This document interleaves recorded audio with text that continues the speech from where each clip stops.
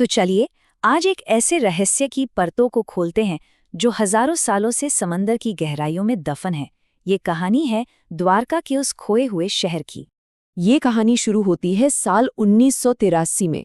कुछ गोताखोर अरब सागर की गहराइयों में उतरते हैं और उन्हें वहां कुछ ऐसा मिलता है जो इतिहास और पौराणिक कथाओं के बीच की लाइन को हमेशा के लिए धुंधला कर देता है।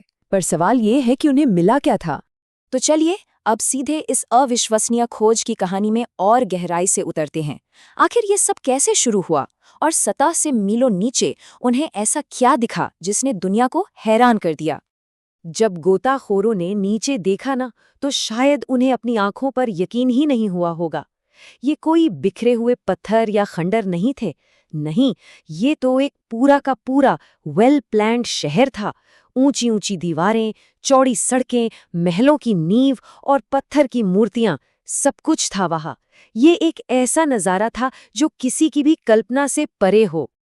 और फिर जब इन खंडरों से मिले पत्थरों के सैंपल की जांच की गई, तो एक और चौंकाने वाला सच सामने आया। ये पत्थर ठीक उसी जमाने के थे जिस जमाने में महाभारत होने का जिक्र मिलता है।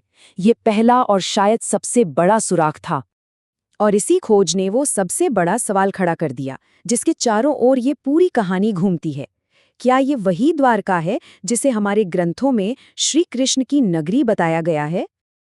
अब इस सवाल का जवाब ढूंढने के लिए ना हमें समंदर की गहराइयों से निकलकर समय की गहराइयों में जाना होगा। हमें हजारों साल पीछे चलना होगा, उस महान कथा की तरफ जहां भागवत पुराण में द्वारका की नींव रखी गई थी। कथा के अनुसार जब जरासंध ने मथुरा पर बार बार हमले किए, तो श्री कृष्ण ने अपनी प्रजा को बचाने के लिए मथुरा छोड़ने का फैसला किया। उन्होंने समुद्र देव से जमीन मांगी और समुद्र देव ने खुश होकर उन्हें 12 योजन जमीन का एक टुकड़ा दे दिया। और इसी जमीन पर देवताओं के आर्किटेक्ट विश्वकर्मा ने द्वारका शहर को बनाया। जरा सोचिए, सोने के महल जो सूरज की रोशनी में जगमगाते थे, चौड़ी चौड़ी सड़कें जो शहर के बीच तक जाती थीं, और खूबसूरत बाग बगीचे जो हवा को फूलों की महक से भर देते थे। सच कहूं तो ये उस जमाने की अर्बन प्लानिंग का एक ऐसा चमत्कार था जो आज के मॉडर्न शहरों को भी शायद पीछे छोड़ दे। लेकिन जैसा कि अक्सर महान कहानियों में होता है, इस कहानी में भी एक मोड़ आया। महाभारत के महान युद्ध के बाद द्वारका की किस्मत पर 2 श्रापों का साया पड़ गया, और इन्हीं श्रापों ने इसके विनाश की कहानी लिख दी। सोचिए, एक तरफ थी गांधारी, एक माँ का गुस्सा जिसने अपने 100 के 100 बेटे खो दिए थे। उनका श्राप उसी गुस्से की आग से निकला था। और दूसरी तरफ ऋषियों का श्राप जो कृष्ण के अपने ही बेटे के अहंकार की वजह से मिला। ये 2 शक्तिशाली श्राप मिलकर द्वारका के भाग्य पर मोहर लगाने वाले थे। और ठीक 36 साल बाद वो श्राप सच हो गए।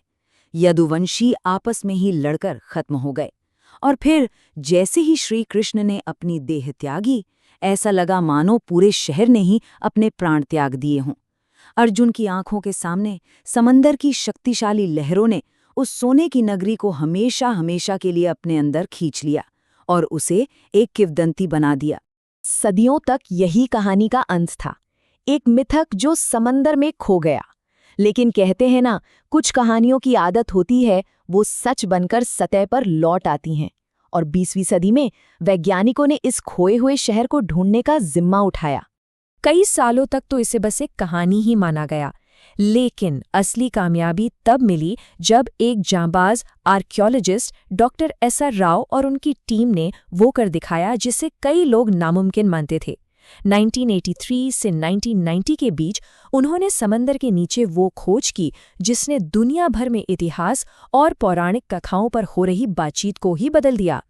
तो अब हमारे पास एक तरफ हजारों साल पुरानी कहानी है और दूसरी तरफ ठोस वैज्ञानिक सबूत।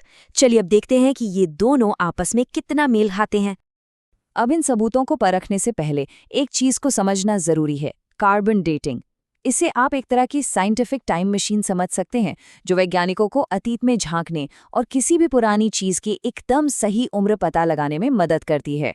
और द्वारका के मामले में ये एक बहुत ही जरूरी टूल साबित हुआ।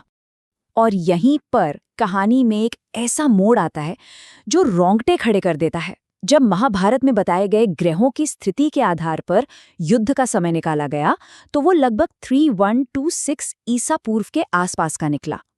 और जब द्वारका के खंडरों की कार्बन डेटिंग की गई तो उनकी उम्र भी लगभग उसी समय की, यानी करीब 3,500 साल पुरानी पाई गई। क्या ये सिर्फ एक इत्तेफाक हो सकता है? चलिए मान लिया कि समय मिल गया, लेकिन क्या शहर की बनावट, उसकी लोकेशन और दूसरी चीजें भी कहानियों के वर्णन से मेल खाती हैं? जरा इस स्लाइड पर एक नजर डालते हैं। कहानी में कहा गया है कि समुद्र देव ने जमीन दी और खोज में हमें एक पूरा शहर समंदर के नीचे मिला। पुराणों में शहर का एरिया 12 योजन बताया गया है और हैरानी की बात है कि समुंदर के नीचे मिले शहर का नाप भी लगभग उतना ही है। कथाओं में द्वारका एक बहुत बड़ा बंदरगाह था और खोज में हमें बहुत बड़ी संख्या में पुराने जहाजों के एंकर मिले हैं। ये समानताएं इतनी ज्यादा है कि इन्हें नजरअंदाज करना मुश्किल है। हाँ, ये बात थोड़ी दुख की है कि फंड्स की कमी की वजह से ये जरूरी खोज बीच में रुक गई थी। लेकिन कहानी यहीं खत्म नहीं होती। 2007 में इसे फिर से शुरू किया गया और ये आज भी चल रही है। मतलब अभी भी कई अनकहे राज समंदर की गहराइयों में अपनी खोज का इंतजार कर रहे हैं। तो आखिर में हम उसी सवाल पर वापस आ जाते हैं। द्वारका की कहानी में मिथ कहाँ खत्म होता है और इतिहास कहाँ से शुरू होता है? क्या ये एक सच था जो कहानी बन गया, या फिर एक कहानी थी जो सच हो गई? इसका जवाब शायद हमेशा के लिए समंदर की लहरों के नीचे द्वारका के उसी खोए हुए शहर के साथ दफन रहेगा।